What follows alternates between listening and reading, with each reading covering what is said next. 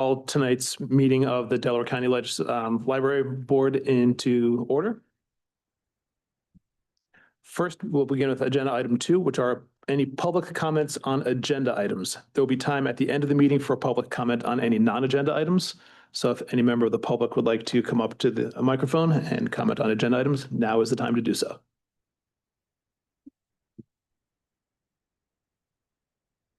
Seeing none, we will move on to agenda item 3. And for that, I'll turn it over to Annie Lapel. Thanks, Jody.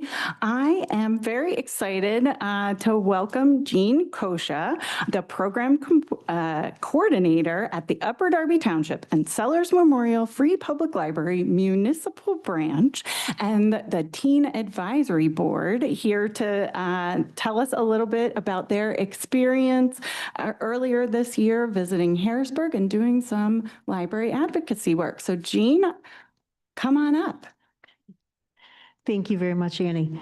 We're delighted to be here and we appreciate the invitation to present. Again, my name is Jean Kosha. I've worked at the Upper Darby Municipal Branch for 10 years as a program coordinator where I do children's programs and teen programs. We started TAB in 2018 with a group of teens who are really interested in continuing to volunteer. They volunteer in the summer, but they want to continue doing the year. And so we started a teen advisory board. Each year, this teen advisory board has grown and gotten stronger and stronger. So our Harrisburg trip was not just kind of like a one-off that just happened. It's actually been building for years. And tonight we're going to share with you who we are and how this trip came to be. Before we get started, I'd like to have each of the teams come up and introduce themselves, say how long they've been in TAB, and then maybe share one thing they like about TAB, and then we'll jump into the presentation. Oops, sorry. We have one person who's online, Taiba, who you can see, and she's going to start off with her introduction.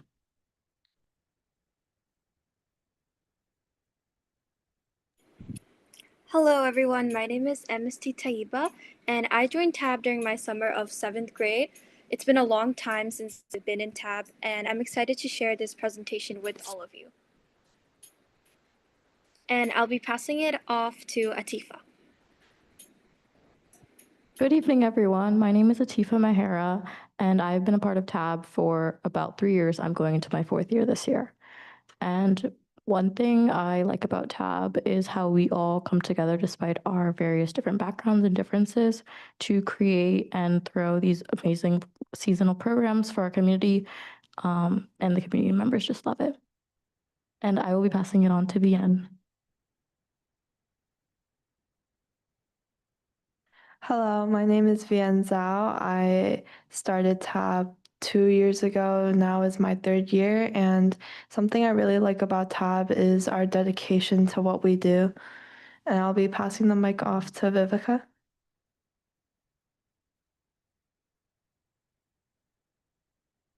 Hello, my name is Vivica Vincent. I've been in TAB for about 10 months now. And something that I like about TAB is how everyone is so creative and it gets me to tap into my artistic skills. Okay, Taiba, if you'd like to start us off, we can do the slide presentation. Yes, so Ms. Kosha, can you go to the next slide? So who are we? We are TAB, the Teen Advisory Board at Upper Darby Municipal Library. We're a group of 35 Upper Darby teens from grades 7 to 12. We're very passionate about empowering our youth, and some of us have been even volunteering for over 6 years. Next slide, please. Each month, we meet to organize and plan large community events at our library. TAB makes a positive impact with our leadership, teamwork, and fresh ideas. Our goal is to shape the library services for our community. Next slide. We meet annually for our leadership forum with our local leaders, including Mayor Brown, Representative Boyd, Representative Curry, Senator Kearney, and other community leaders.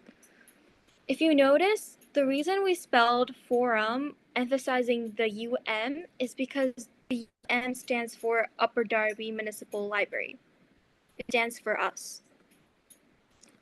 Next slide. Our main goal is to serve, lead, and inspire. And this is a picture from our summer program this year.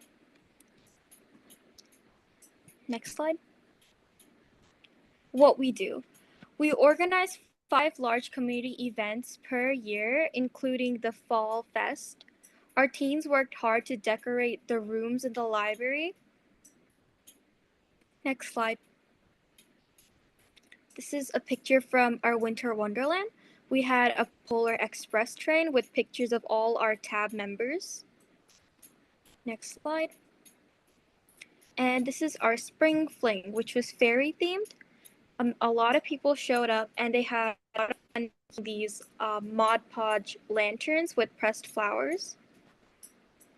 Next slide. And this is our summer kickoff and end of summer celebration. This was last week. We had a turnout of over 200 people. And the kids and adults, their parents, everyone got to make tie-dye t-shirts that they'll wear on August 19th, our next event. Next slide. Also volunteer at Upper Darby's annual International Fest, where we make flag buttons with children and parents. And we also set up a giant bubble station for the kids to enjoy. The picture on the left is with Representative Mary Gay Scanlon. She was also the person who funded our Washington, D.C. trip 2 years ago. And it was great meeting her again. A few of the other things we've done are serve as student poll workers during local elections. We serve as teen representatives on various township committees. We also helped create an educational video for the Environmental Advisory Committee on reducing the use of single-use plastic bags. And of course, we also find plenty of ways to have fun too for ourselves, like this trip we took this year to Hershey Park. We also got to go to the water park and a lot of the teens had fun. So you might be asking, how did this trip to Harrisburg to advocate for libraries even come about? To answer that question, I'll be passing it over to Atifa. Right. So every fall, we host the annual leadership forum where we invite the leaders of our township into our library to speak with teens from the Teen Advisory Board. We start by introducing our team to our representatives, senators, council persons, mayor, and school leaders. That introduction looks similar to the slides that you've just seen about what we do and who we are. Afterwards, the leaders will introduce themselves to us, stating their position and their role in our township or district. Followed by a quick snack break, we then break up into smaller groups to ask our leaders deeper questions. This part of the forum is definitely the most significant. These small groups combined with the snack break created a relaxed, welcoming setting where the teens feel comfortable enough to ask deeper questions. Last year, we were fortunate to have a large turnout from our township leaders and so we paired many of them into groups. This gave us a chance not just to hear from them individually, but to learn about how they collaborate, the challenges they share, and what leadership looks like to them. In these small groups, the leaders heard directly from us teens about the challenges we face and the lack of resources in our community. In turn, we got to learn about what the leaders do, what challenges they face, and how each of them leads in their own way. These conversations are where the real connection happened, and they helped us understand the perspectives of the school, the council, the reps, and thanks to the connections we made, we were then invited to join various different groups and committees that the leaders are a part of. And especially since we connected so well with our state reps, they invited us to go to Harrisburg every forum. But what was different this year? We told them that we would absolutely love to go, but the library just didn't have the funds to pay for a bus to get there. And the reps immediately said that they would try to find the funds through donations to get us to Harrisburg. And they were able to. This is a picture on the day that before we left to go to Harrisburg. and as to what we did to prepare and what we did there, I'm going to pass it on to Vian.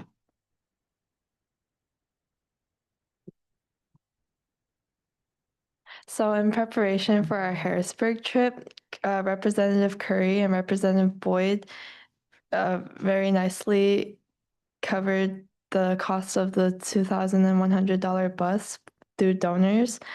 And we also created top brochures, which introduced our teen advisory board, stated the importance of libraries for youth, and we also shared what we asked of our legislators, which was sustained funding, but also to also to recognize local libraries and why they are so important to the youth. This next slide shows the inside of our brochure, which states our accomplishments and more reasons why they should visit their local libraries and check out what they have to offer for teens.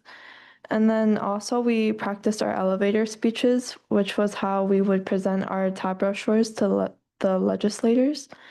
And coincidentally, our Harrisburg trip was in the week of National Library Week, so we created over 200 pins to give to all the legislators.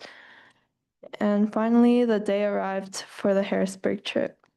When we got there, we were able to watch the House in session. We were introduced onto the House floor, and we also saw legislators vote on resolutions. And after the meeting ended, we were able to take a photo on the House floor with Representative Boyd and Representative Curry. And then right after that, we were able to have lunch with our representatives, and the speaker, Joanne McClinton, took her time to visit us and spent her entire lunch period with us.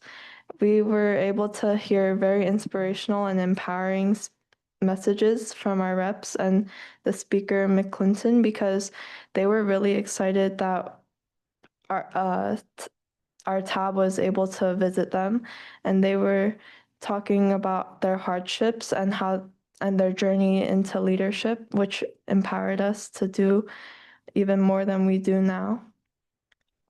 And then afterwards, we toured the Ryan Library and the Senate Library. Some books there were from the 1800s.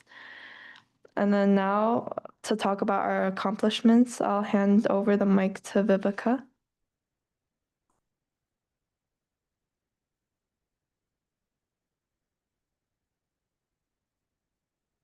Okay, so after all the work that we put into our trip to Harrisburg, we all came back home with a sense of accomplishment that we really made our trip very meaningful and productive. And we were happy to share all of our experiences with our friends and family back home. So what did we accomplish? First, we gained insight into the legislative process. We did this by watching the House in session, and seeing the House in session and seeing a resolution being voted upon, was a whole new experience for us. Like, we hear about the stuff in school, but seeing it play out in real time was very fascinating. And we also connected with our state reps in a meaningful way and made plans for future meetings and collaboration. We spent our lunchtime with state reps Curry and Boyd, and they shared with us their plans for the future, and also they answered all of our questions. They really emphasized their plans for advocacy for women and Black doulas. And in the future, we're planning to have a collaboration with Representative Curry for our teens at our library. And we also got to speak with Speaker McClinton for a significant amount of time, and she answered all of our questions. She initially had time for only 2 questions for us since she had to run off to a meeting soon, but she ended up staying with us for our entire lunchtime because we were connected on such a deep level that day. And we also got to advocate for all libraries in Pennsylvania, and especially for programs and services that support the youth and of the Commonwealth. And we did this by distributing our brochures and pins to the House staff. And though we didn't get to do this in person with all of our leaders, because most of them were at meetings, we had our own representative staff hand out our brochures and pins to them. And this really got the message across that libraries matter. And we also got to learn about the histories of the House and Senate libraries. I remember the last library we visited that we saw a bunch of books that had the laws of Pennsylvania for every year up to 2023. And there was also this black shelf to our left that had like really old books that were hundreds of years old. And our librarian was too scared to touch them because he thought that they would disintegrate since they're so old. Oh. And another highlight is that Governor Josh Shapiro received a button that we made and learned about our efforts from Representative Boyd. And though we didn't get to meet him, we're very happy that we received our pin because this got our message across that libraries matter. And we're happy that our message reached the top of the state. And though we didn't get to meet him in person this year, since he was also at a meeting, we are hopeful that we might be able to meet him in the future. He might be coming to one of our leadership forums next year, so we're hopeful for that. And here's what teens had to say about the experience of advocating for libraries. Someone said that it's good to see that reps are fighting for people who can't fight for themselves. And this is essentially what this trip was about. We as teens are using our voices to go out to Harrisburg and to advocate for the services that our libraries provide for us and for everyone in our township. Someone else said that the trip inspired us to do more advocacy for causes we are interested in. And I believe that it's very inspiring to see how us seeing the government in action can get us to be more involved in issues that we see around us and more than justice. And someone else said that the rats made us feel hopeful for the future. It was eye-opening to see that they were just like us. They live in Upper Darby and are now in positions of power, and we feel like we can get there too. This is another powerful quote, and it's very relatable because these reps that we went to visit today, they live in our neighborhoods. Like they aren't like closed off in their own communities, but they live in our neighborhoods and our communities, and they send their children to our schools. And it's amazing to see that these people who live among us are going out there to advocate for our rights. And I am now going to open up this part of the presentation for any questions that you may have. First, thank you guys. Great job. Do any of you guys have a question? Did you learn how to do public speaking through this? Yeah, It's great. It's a really important skill. And you all did very well. thank you. I see a question behind you. Yes, please. Well, first of all, thank you for the presentation. Very nicely done and very informative. I see that you have 5, if I'm remembering correctly, major events per year that you plan and execute. And you've been around for what, 6 years, if I'm not mistaken, 7 years. Did you start out with 5 or did you build up to 5? Does anybody know that? You're all. I can answer that. Can you restate the question to Jean? Sure. So the question was, we started in 2018. Did we start out with 5 events a year or did we build up to it? And so, no, we started with 1. We started with 1. We did a couple of smaller events. And then the teens kept suggesting, how about if we did this? How about if we do that? So the most recent one was, or the one that really got us started is they asked, could we do like a carnival-like thing for the summer kickoff? And I was kind of like, I don't know. I'm not sure we could do that. And they're like, oh, Miss Kosha, don't worry, we got it. And they did. And so now every year they do a carnival-like kickoff with games and activities and crafts and whatever they come up with that they want to do. And that's why we get like 200, 250 people at each of these large events. So it's over time. That's what I thought. Yeah, sure. One Yeah. question, do you have a separate website or is it at the Upper Darby Library?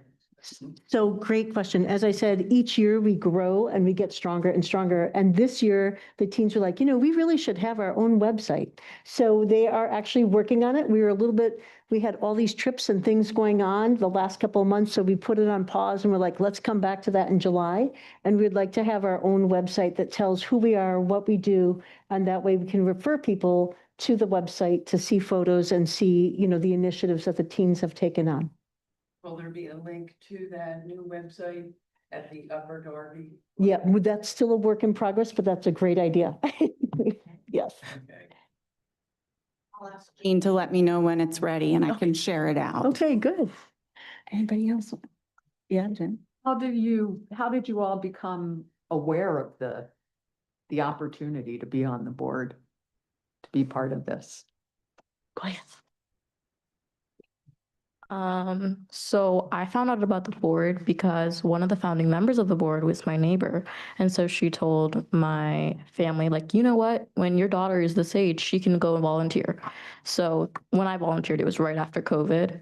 So nervous time, and I was very nervous. I was very introverted back then. And then I enjoyed my time summer volunteering with Miss Kosha and the kids so much. She was like, you guys should totally sign up for TAB. And so I signed up, and 3 years later, I am the president of TAB now. So it's a great experience.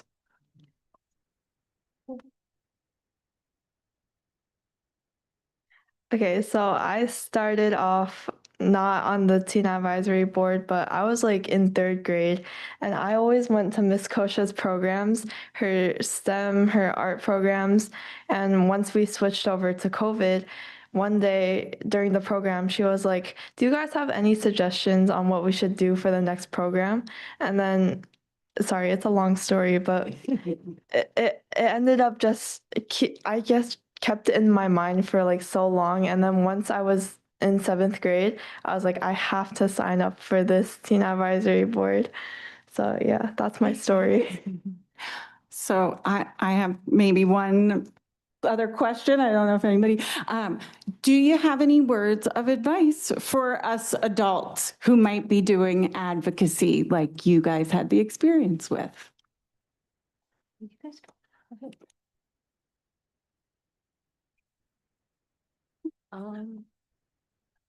Do programs for teens. Even if there aren't teens coming to your libraries, do programs for teens. Okay. Because many teens, they just don't know about it. Mhm. And recently we started having a lot more teens at our programs because we started reaching out to our local high school and being like, and telling our friends like, hey, we have programs. Do you want to come? Like there's food, there's all this stuff, and it's completely free. It's super fun. We have tons of people that come. So even if it's like really dry for a couple programs, like just keep doing it. Just keep advertising, and there will be teens that show up. There will absolutely be teens that show up. And as you go along, it'll just compound. Can I respond? So one of the things I really want to say is it is a really, I call it building community brick by brick. You know, you don't build something all at once. It takes time. And so a first thing we did was we had an online meeting with Representative Scanlon. She's like, oh, how'd you get like all these teens out on a Saturday? You know, she was impressed with that. And then we were like, you know, we should have a leadership forum. So we started the leadership forum. We got 3 people, you know, then the next year we got another 3 people. And it was like, okay, let's make this an annual thing. Last year we had 6 leaders who came to it. And then now we've got the Harrisburg trip.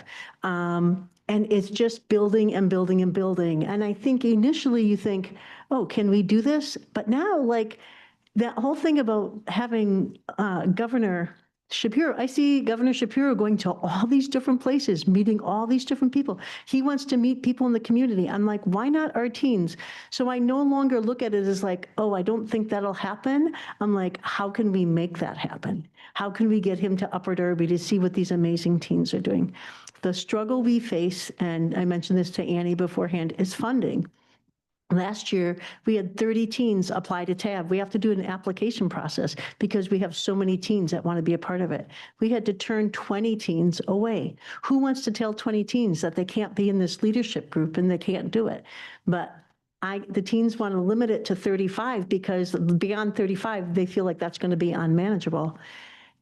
But how do you send teens away, right? And so for us, it's about the funding. What can we do to get the people who have control over their purse strings to see that what's happening at libraries is valuable, that they need to support it, that they need to like really encourage these initiatives. And we had a 4th grader at our last event who said, can I join TAB?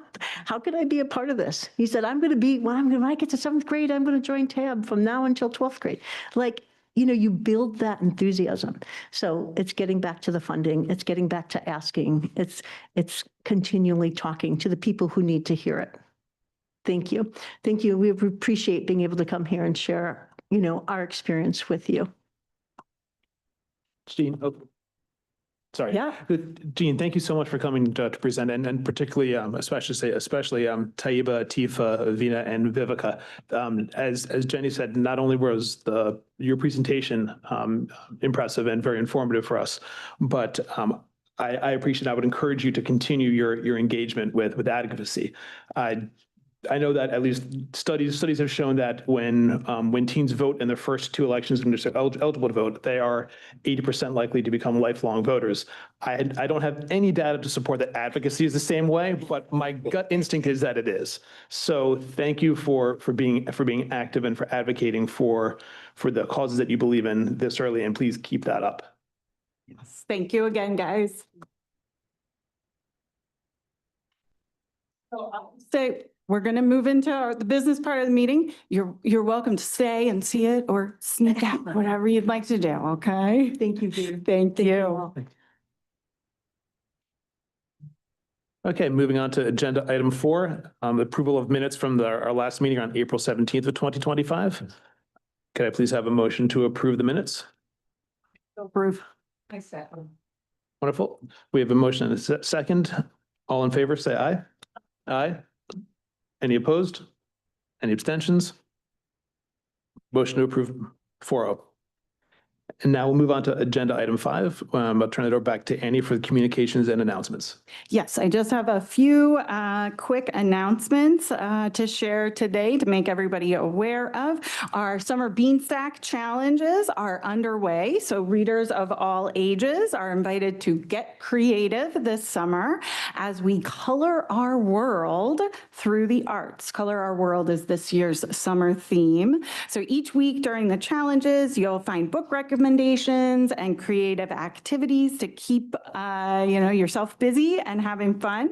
We have prize raffles every week, and the Beanstack Challenge is running through August 13th. And also don't forget that, of course, many of our member libraries are doing in-person programming and reading challenges. So if you prefer to log and check in person, you can do that as well. I'm going to keep moving right along, so stop me if you have any questions.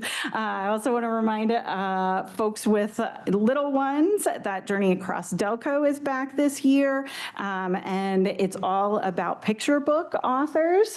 So you visit each library and you have the chance to learn about a different, I said picture book author and I meant illustrator, a different illustrator at each library, and you can collect special brag tags along your journey. And the program kicked off last week and is running through August 13th. We also, once again, are hosting Science in the Summer. This is for kids that are entering 2nd through 6th grade. I talked a little bit about it last time, but I'll remind you that it's called Be a Health Scientist this year. And the programs are taking place in July and August, and you sign up right on the library's website if you're interested. And I do have one thing I forgot to put on the agenda that I want to tell you about, and that is our story walk at Rose Tree Park. We've had that story walk since the fall of 2016. And right after the new playground at Rose Tree Park opened, we started thinking about moving the walk closer to the playground to encourage more foot traffic and use the sidewalks that are there to make it more accessible.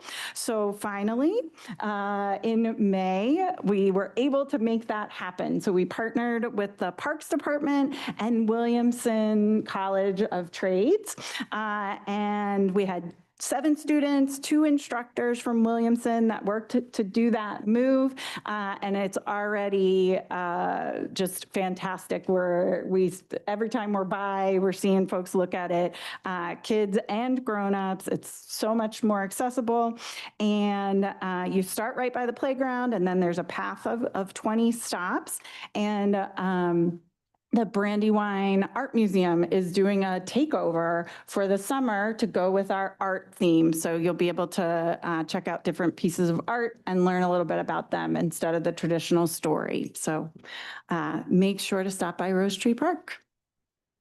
That's all my announcements. Great. Thank you, Annie. Moving on to agenda item 6, our financial report for May of this year.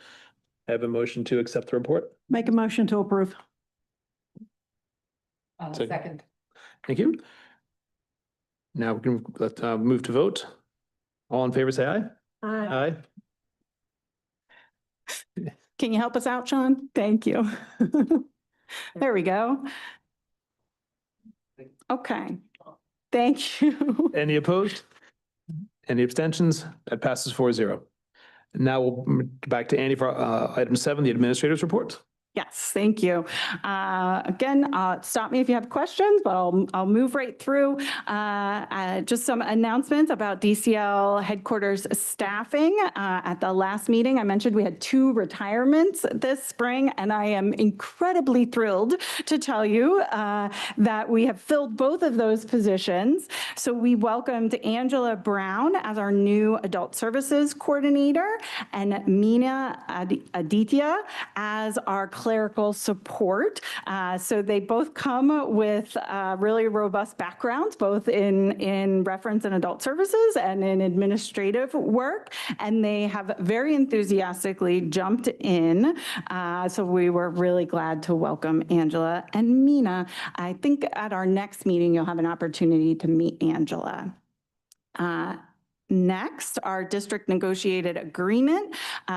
We have, again, talked about that at a few previous meetings, but I do want to report that it was approved by the Office of Commonwealth Libraries on June 10th. And this is the agreement that really guides the district services that we provide.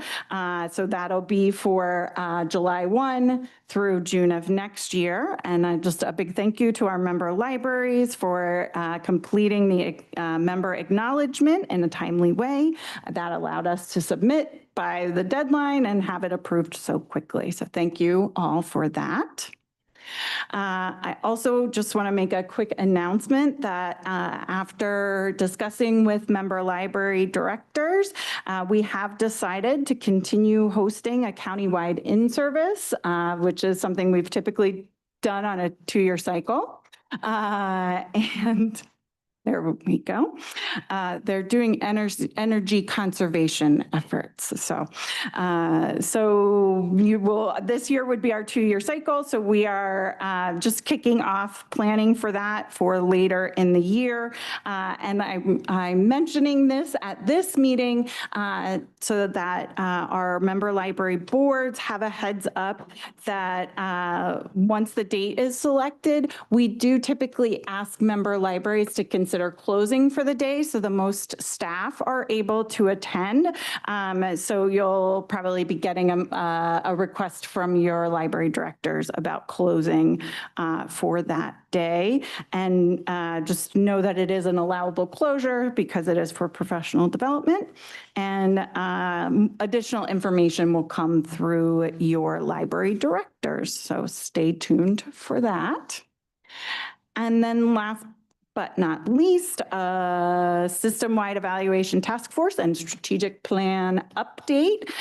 Tonight, I'm going to keep our focus on advocacy after that great presentation, particularly because it is also a priority both from the system-wide evaluation and one of our strategic goals.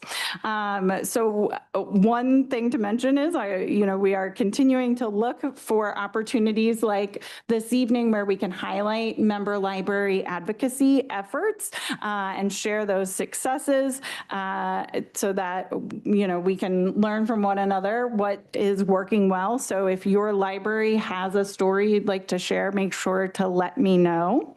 And then also, I was really pleased this morning, we had a kickoff meeting for our legislative breakfast planning committee.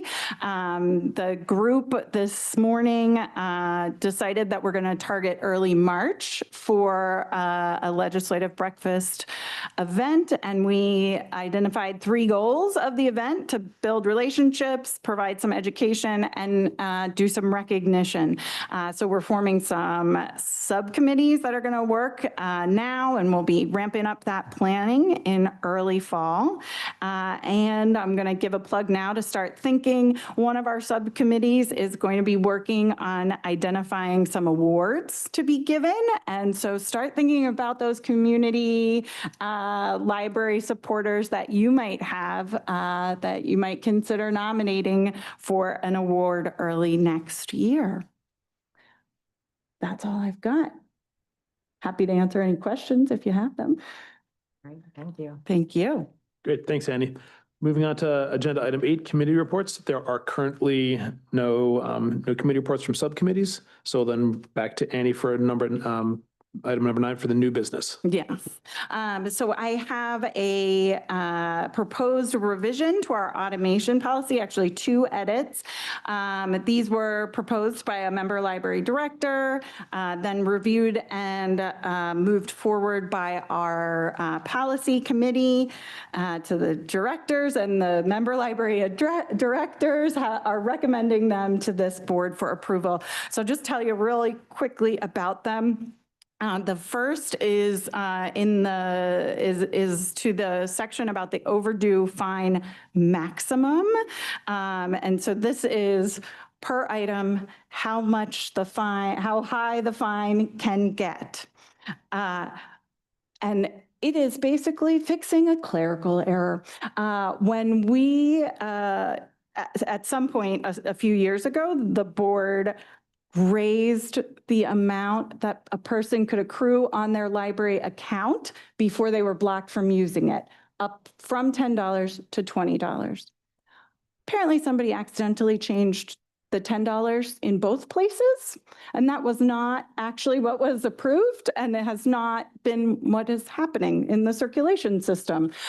So it was finally caught, and we want to match what we're doing. And obviously, we also had a conversation. Did we want it to stay $10 or do $20? And across the board, folks felt that $10 or the cost of the item, whichever was less, was appropriate per item. So that was the recommendation there. And then the section about the blocking of patrons, this was the section that we actually wanted to raise to $20, which we have been doing. But we clarified the language a little bit. And then also, this was another area where what was happening in praxis didn't align with what was here in the policy. So we wanted to align what was happening and what was actually possible within our circulation system. And what I learned was that apparently this original policy with these level 1, 2, and 3 was written before we went to the circulation system, just thinking they'd be able to do it. And it wasn't actually possible. But nobody went back and changed the policy. So that is where we are today. And the only other thing I will mention is we caught a grammar error. So in the second bullet point where it said the $20 or more in overdue fines or replacement fees should be have instead of has. So I will ask that we make that grammar change with the final wording. I know that was a little convoluted. Can I answer any questions? No, it Is makes it a sense. significant problem The over people ending up getting blocked or significant overdue fines?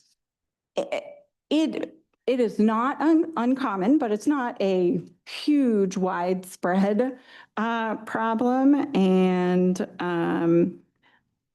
the libraries do have the ability to work with a patron. So if they have accrued a large fine, or because of a number of books out, or they've lost several books and have a lot of fees, the libraries are always welcome to work with them on maybe a payment plan. So often they're still able to take out items as they're working on this. So there is some flexibility for libraries to use their discretion. And not to be overly suspicious of human nature, but Yeah. are there ever a number of people living at one address who sort of sequentially rack up the fines? It is not unheard of to happen, but that is actually addressed in the policy that we don't let Right. them cross block. Because we don't want to punish a child who, I don't, it happens, but it is not, again, a widespread issue. Yeah. Seeing no other questions, I'd look for motion to approve the changes to this policy as noted, including the changing from has to have. Thank you. So move. I'll second. Wonderful. All in favor, say aye. Aye. Any opposed? Any abstentions? That passes 4-0. Thank you, Annie. Thank you.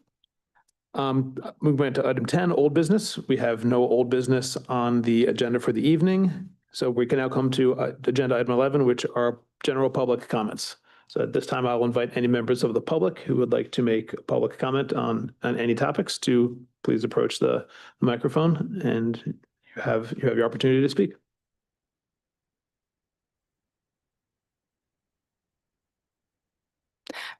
Tell us your name and your library, please. Hi, I'm Lisa Hahn and Judy Augustine. We're from Ridley Township Public Library and Resource Center. And I have just a little news to tell you what we're doing. The library is hosting mini golf on Sunday, July 13th for families and adults. Golfers will navigate through the bookshelves and uniquely themed obstacles. Space is limited and pre-registration is required. Tee times will be every 15 minutes from 10:30 a.m. to 3:30 p.m. There will be a teens-only version on Saturday, July 12th from 5 to 8 p.m. Teen volunteers are also helping to create the golf course and plan adjacent activities. Library staff have started a Tuesday evening do-it-yourself craft night for adults. Past projects include jewelry making and mocktails. In July, participants will create a colorful seashell using decoupage techniques. Ridley Township Public Library is among the DCL libraries hosting the Bollywood Dance Project for an interactive session for all ages. Our date is July 31st. Participants of all ages will experience the music and rhythms of India and learn fun Bollywood dance moves to upbeat music. And we continue to host Red Cross blood drives and have collected 183 units of blood so far this year. And our staff has accepted 764 new passport applications this year. Wow. That's it.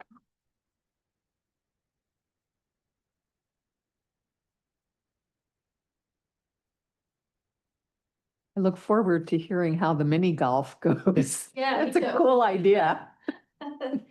Sounds like fun. Seeing no other public comments, motion to adjourn the meeting. So move. Second.